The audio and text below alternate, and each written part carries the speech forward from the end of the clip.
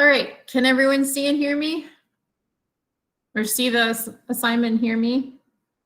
Yeah. Okay, good.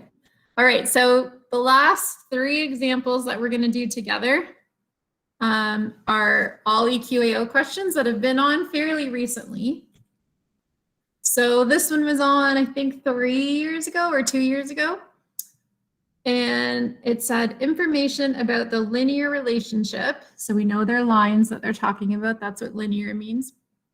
Between the total cost to rent an apartment while on holiday and the number of nights it is rented is given for 2 companies. So you can see holiday apartments, it's $360 for 3 nights or $720 for 6 nights. And then vacation apartments gives us this nice table of values like we're used to seeing. And it shows you that 3 nights cost $390, 5 nights cost $550, and 7 nights cost $710. Okay, so the first thing I would do is I'd want to make a table for this one that doesn't give me really a table. And I'm going to look over here, and then also just using my common sense, I know that N is my number of nights I would want in my first column, and cost is my dollars. And because I know I've been given 3 nights and 6 nights, not 0 nights, but I'm going to have to figure out what 0 is. I'm just going to leave a space there. And then beside 3 nights goes $360. And besides 6 nights goes $720.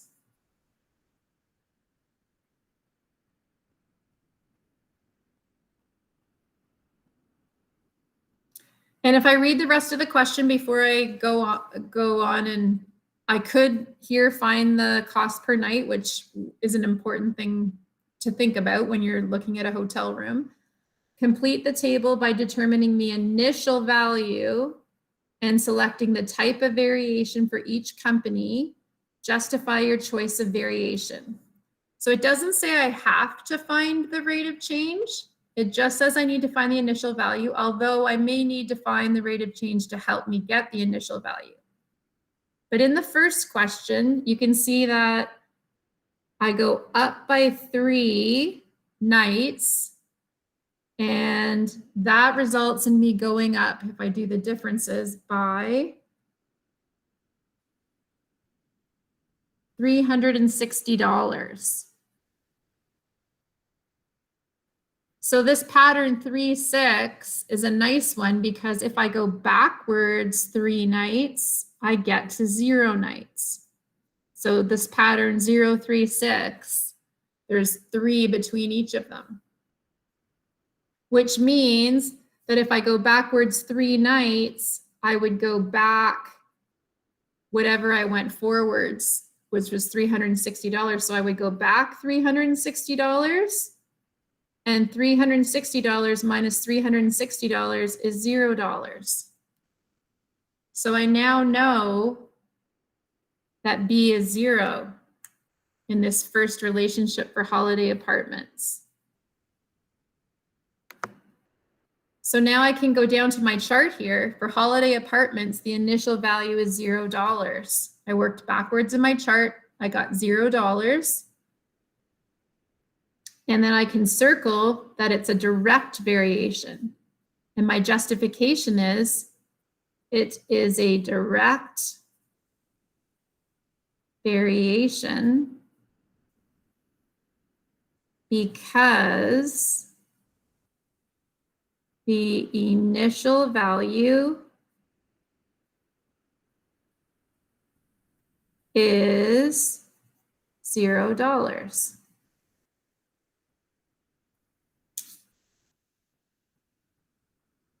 So I showed my work on how I got the initial value, put it into the little table they had for me, circled the correct answer, and then explained my justification. Always you have that word because. Okay.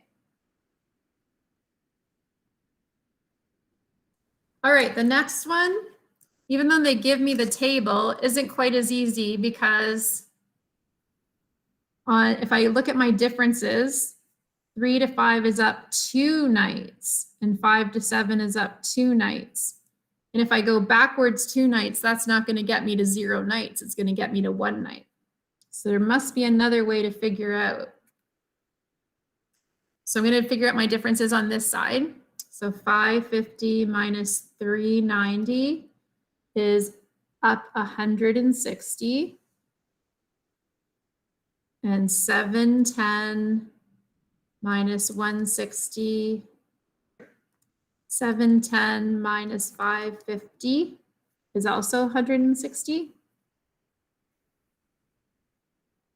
So what I can do, even though I can't just trace back, is I can figure out the cost per night or the rate of change, because these 160s are my rise and the 2s are my run. So my rise is $160 and my run is 2 nights, which means that it costs $80 per night at Vacation Apartments.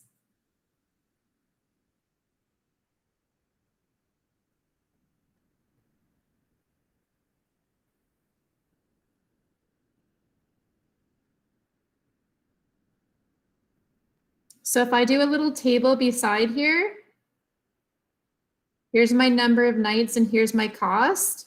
So I know that at 3 nights, it cost me $390. But I also know this really important number, $80 per night. So if I go backwards to 2 nights, I have to subtract off $80 because it's $80 per night. So 390 minus 80 gives me $310. And then if I go backwards again to 1 night, I have to subtract off another $80 because it's $80 per night, $230. And then if I go backwards to 0 nights, I have to go backwards another $80, 230 minus 80, because it's $80 per night. So if I stay no nights there, it still costs me $150. Okay, that must be like there's maybe a fee to book it, or there's no cancellation, a cleaning fee, something like that. So for 0 nights, it still cost me $150. And remember, the way I got that, because I couldn't just go backwards 3, because that wasn't the pattern, it was by 2s, I figured out the cost per night and then just worked backwards 1 night at a time, okay? Using common sense. Each night, I subtract off $80 if I'm going backwards.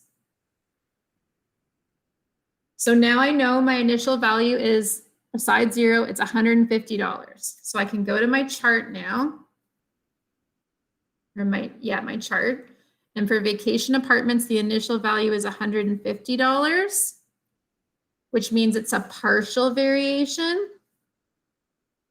And my justification is it is a partial variation because the initial value is $150.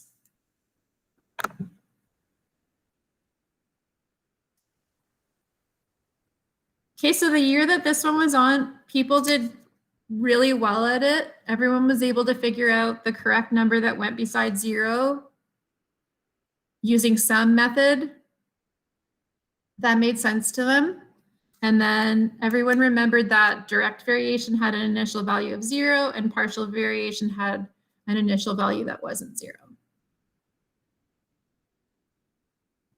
So this is like a table of values question.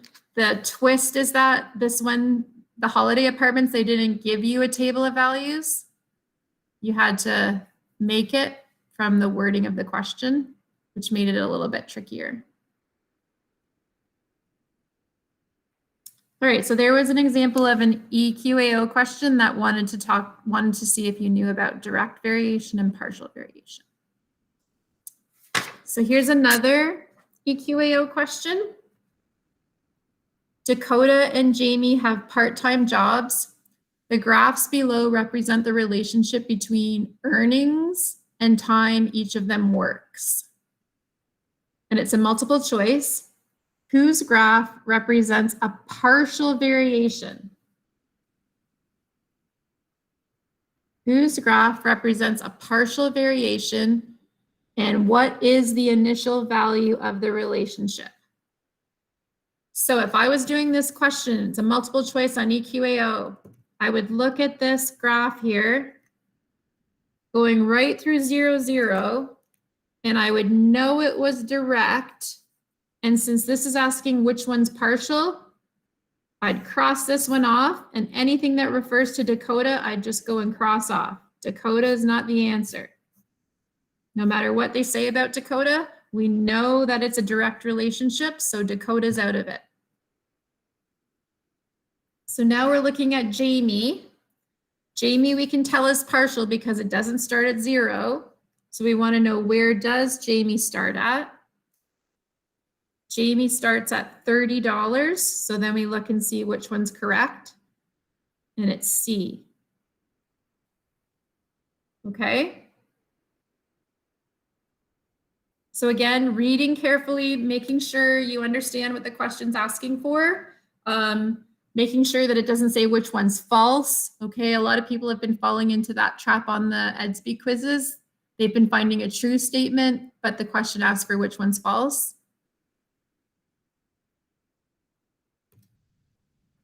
So that's how I would attack that one. And then our last EQAO question. The table below represents the linear relationship between cost and repair time at an appliance store.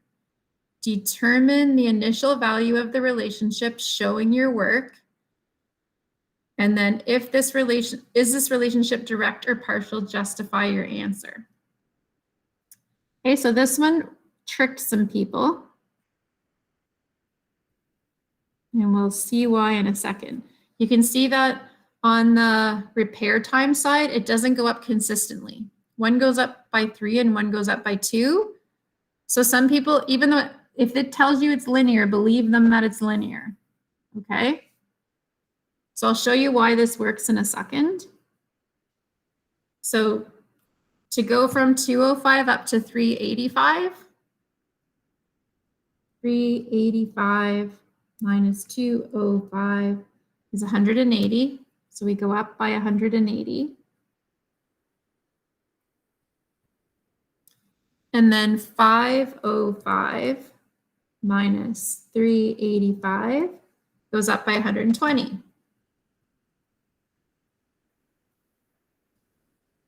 So in order for this to be linear, we're going to find the rate using both sets. So this rise, 180, goes with the run of 3. So $180 being the rise goes with the run being 3 hours. And when we calculate that out, we're going to get how much it costs per hour, even though they didn't ask us for that. So according to that data, we get that it's $60 per hour for the repair. And then the rise of $120 goes with the run of 2 hours. So that had better also give us $60 per hour, or we don't have a linear relationship. So $120 rise should go with a 2-hour run. And then 120 divided by 2 is also $60 per hour. So even though we've got these, it doesn't go up by the same amount like we're used to, we can see that it's $60 per hour. Okay, so we know it's linear. So that was confusing to some people. Some people just thought it wasn't linear and then didn't know what to do from the question. But it is linear, so we're good. But also, we know that when we go up 3 on our table, When we go up 3, we go up 180. So if I'm just drawing part of my table here,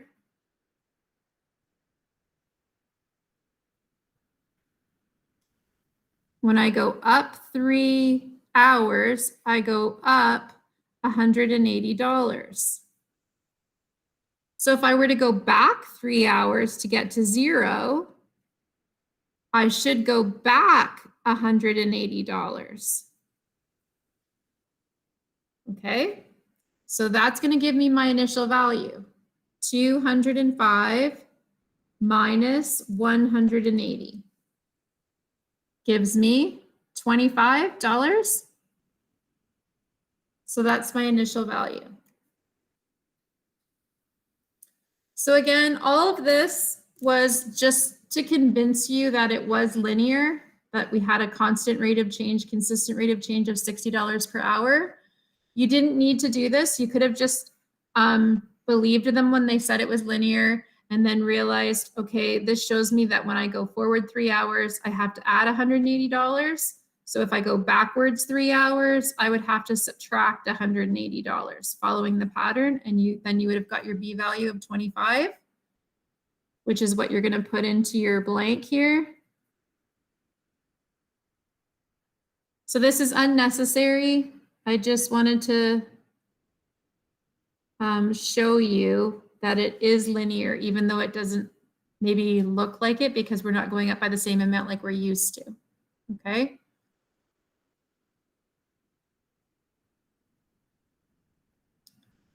And then is this relationship direct or partial? So we know it's partial. So I'm going to circle partial, justify your answer. This is a partial relationship because the initial value is $25.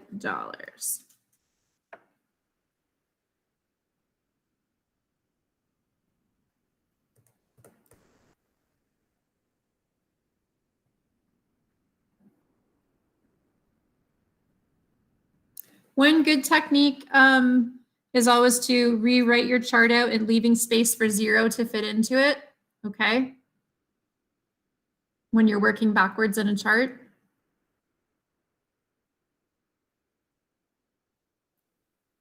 So those were 3 EQAO questions that all dealt with whether something's a direct linear relationship or a partial linear relationship.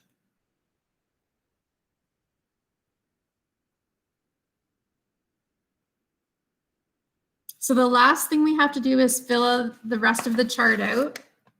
So before we stopped the first time, we summarized how you know if it's a direct relationship from a graph and how you know if it's a partial relationship from a graph. And we summarized how you know if it's a direct relationship from a table, 0 zeros in your table, or if it's a partial relationship from your table, it would be 0 and another number other than 0 in your chart. So from an equation, if it's direct, it's y equals mx. I'll write plus 0, but you don't see this. It's invisible. So examples of equations that would be direct would be like c equals 5n, d equals 3t,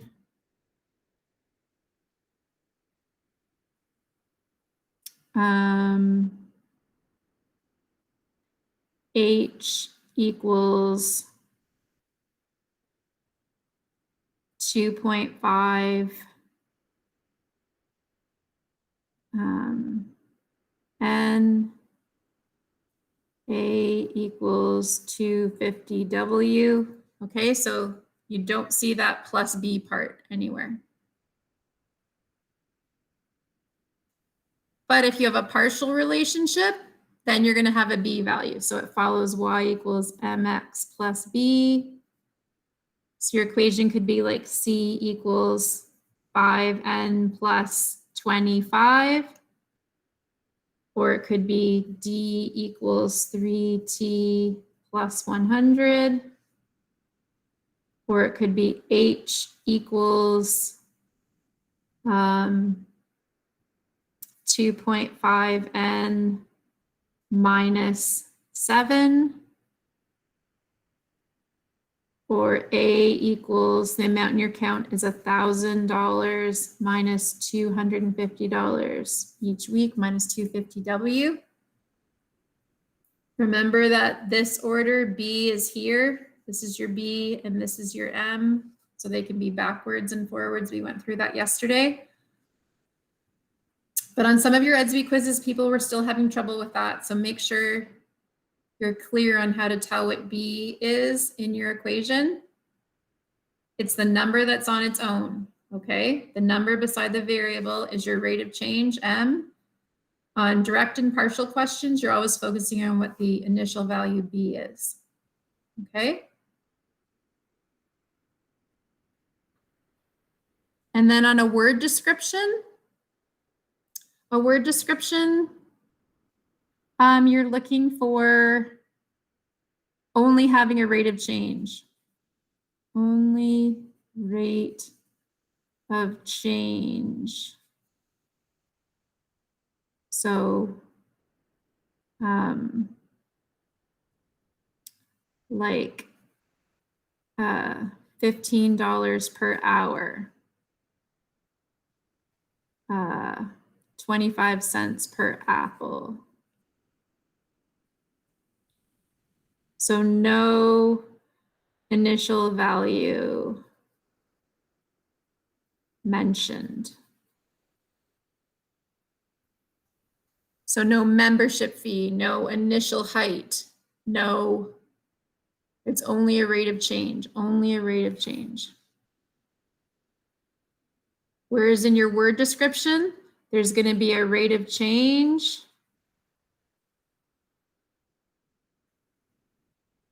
and an initial value. And that initial value could be something like a membership fee,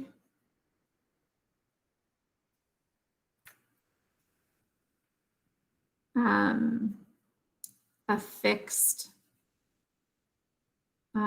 cost, an initial height,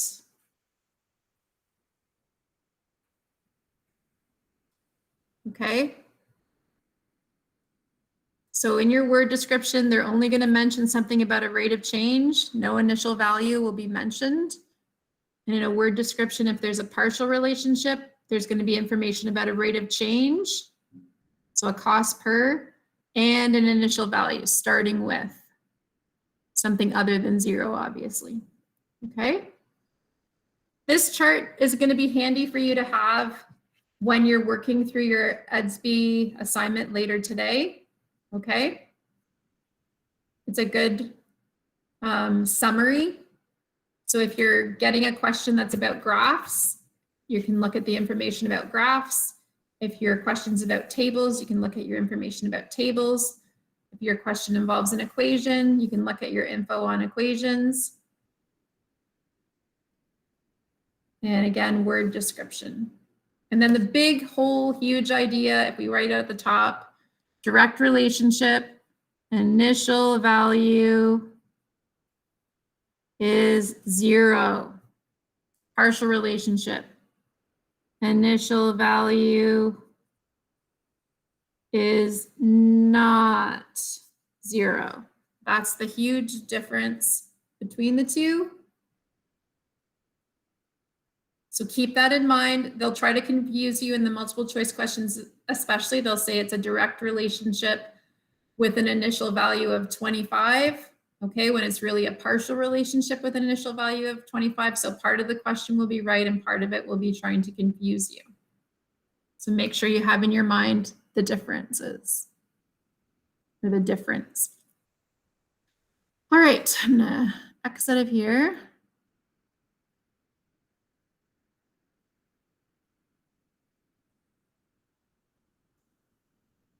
Looks like I still have internet, which is good.